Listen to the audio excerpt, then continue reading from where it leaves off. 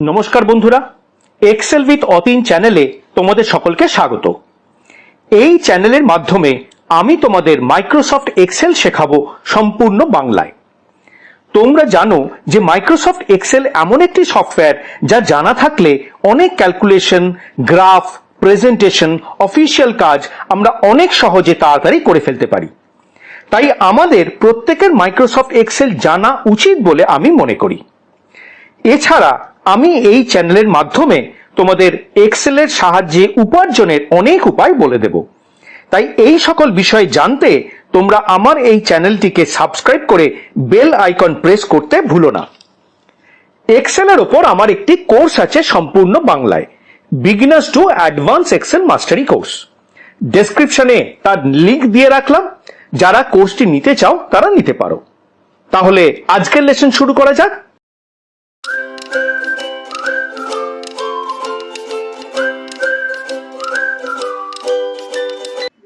আজকে আমরা শিখব SumIf ফাংশন আর SumIfs ফাংশন।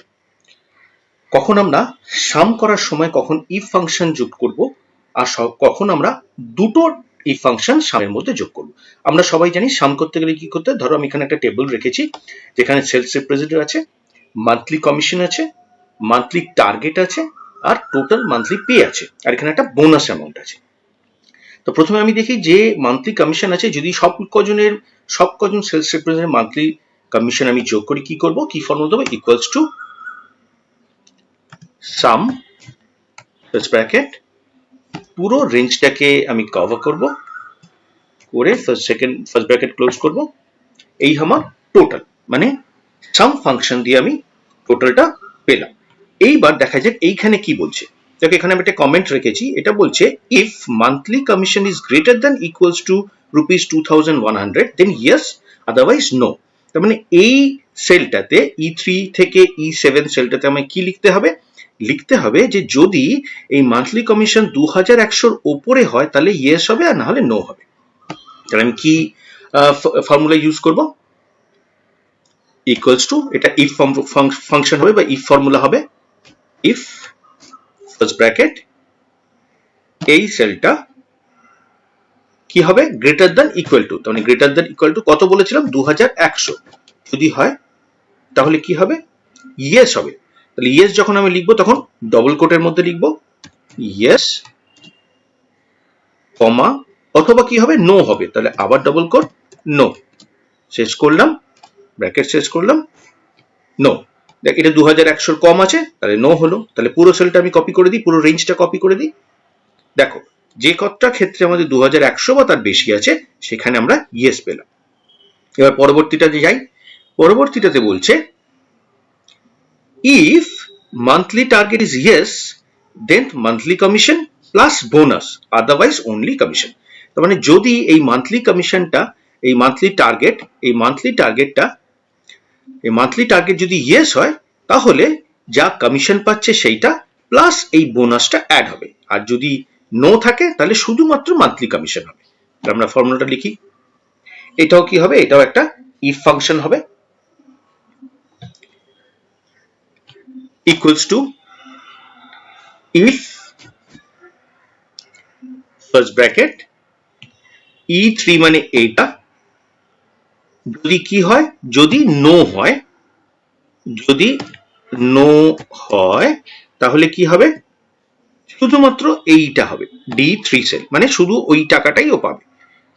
তা যদি না হয় তাহলে কি হবে, এই D3 প্লাস বোনাস পাবে, মানে এইটা। যেহেতু বোনাসটা একটা সেলই আছে, আমরা কি করব, ফাংশন F4, মানে ওটাকে মিক্সড রেফারেন্স ফিক্সড করে দিলাম, ব্র্যাকেট ক্লোজ করি। তাহলে কি দাঁড়ালো আমাদের, ইফ E3,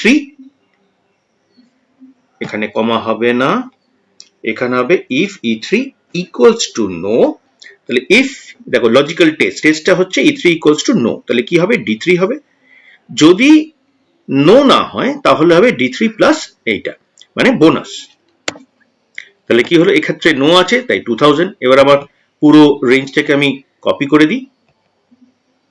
দেখো যেখানে ইয়েস আছে সেখানে কি হয়েছে, মান্থলি কমিশন 2100 প্লাস 500 মানে 2600 হয়ে গেছে। ঠিক সেরকম এটা 2800 হয়েছে, এটা 3000 হয়েছে।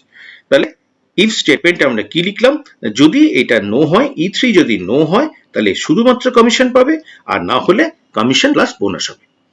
এবার আমরা SumIfs ফাংশনে যাব।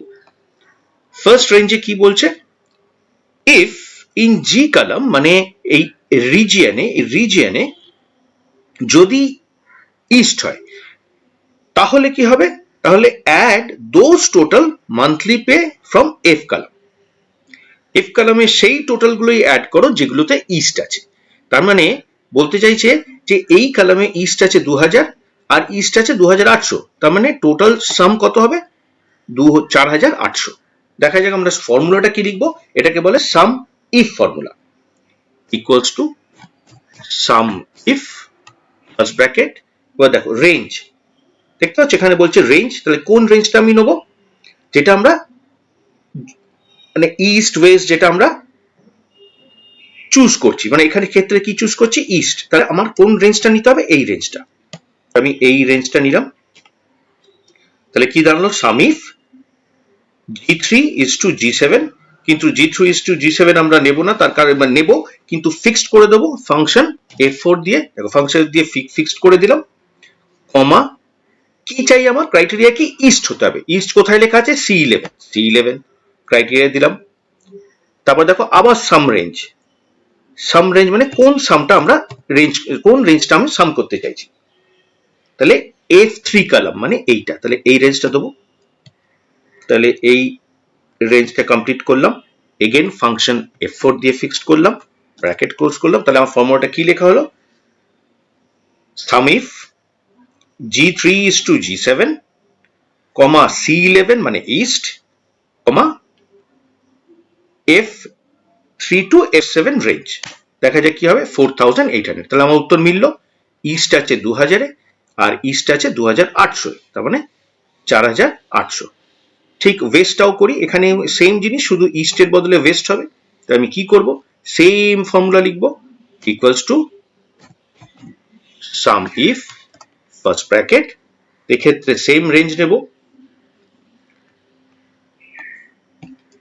এই রেঞ্জটা নেব, ফাংশন F4 করব, কমা দিয়ে কি করবো, এক্ষেত্রে ওয়েস্ট মানে C12 নেব, কমা দেব, আবার সেম আমাদের সেল রেঞ্জ নিতে হবে, মানে কোন টাকাটা আমরা অ্যাড করব, এই টাকাটা ফাংশন F4 লিখে ওটাকেও ফিক্সড করলাম, ব্র্যাকেট ক্লোজ করলাম, এন্টার। দেখো 7600 মিলিয়ে দেখি, ওয়েস্ট 2000, ওয়েস্ট 2600 মানে 4600, ওয়েস্ট 3000 মানে 7600।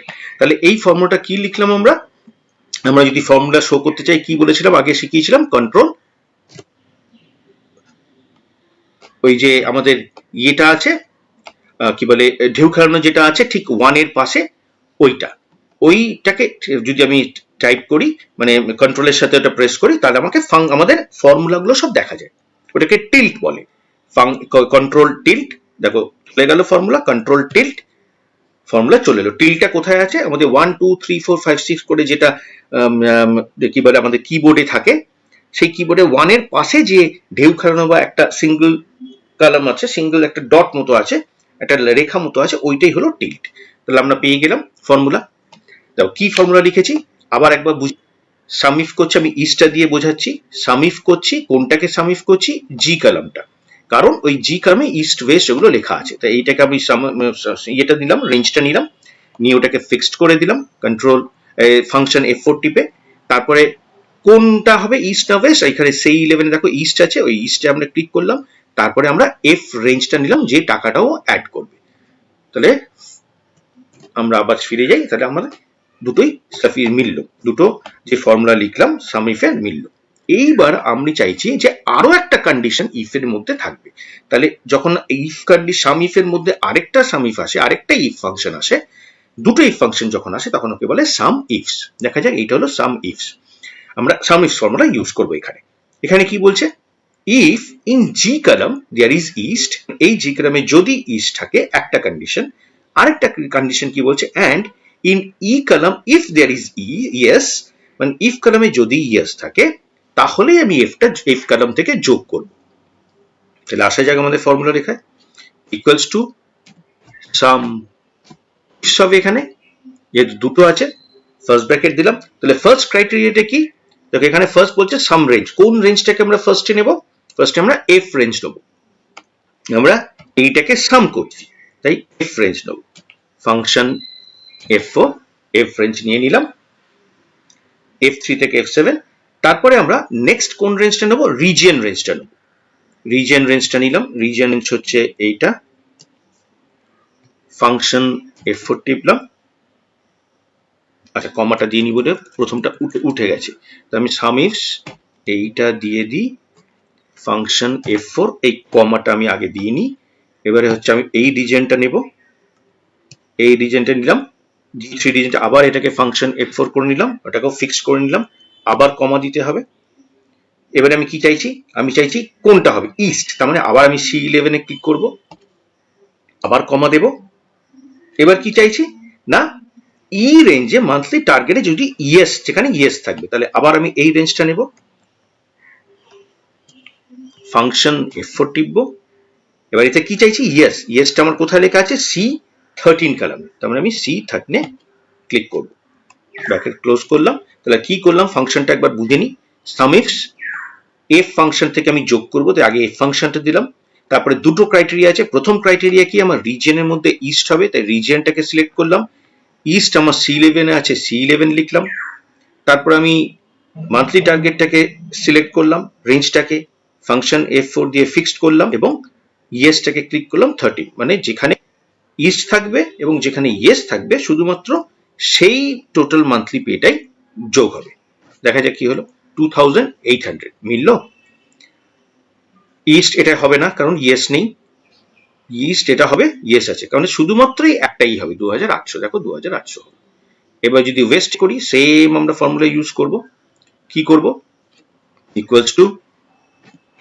SumIfs, ফার্স্ট ব্র্যাকেট দিলাম, আবার ওই টাকার রেঞ্জটা নিলাম, টোটাল মান্থলি পে রেঞ্জটা, ফাংশন F4 করলাম, কমা দিলাম, এবার কি হবে, আমরা বলেছি ওয়েস্ট, আচ্ছা ওয়েস্টের আগে তাহলে রিজিয়নটাকে সিলেক্ট করতে হবে, রিজিয়নটাকে সিলেক্ট করে নিই, রিজিয়নের লেনটা সিলেক্ট করলাম, ফাংশন F4 দিলাম, আবার কমা দিলাম, এবারে হবে ওয়েস্ট মানে C12, আবার কমা দিলাম, এবারে কোন criteria, monthly target, monthly target function রেঞ্জটা নিলাম, ফাংশন F4 করলাম, ফিক্সড করলাম, কমা দিলাম, এবার কি হবে ইয়েস, ইয়েসটা কোথায় C13 এ, ব্র্যাকেট ক্লোজ করলাম, তাহলে দেখে নিই একবার, SumIfs ফাংশন F যে টাকাটা আমরা যোগ করব সেই টাকাটা আগে নিলাম, এখান থেকে যোগ হবে, কি যোগ হবে, যেখানে ওয়েস্ট আছে তার মানে রিজিয়নটা নিলাম, রিজিয়নটা নেবার পর C12 মানে ওয়েস্ট, সেটাকে লিখলাম, C12 করলাম মানে ওয়েস্ট হবে, তারপরে মান্থলি টার্গেটের রেঞ্জটাকে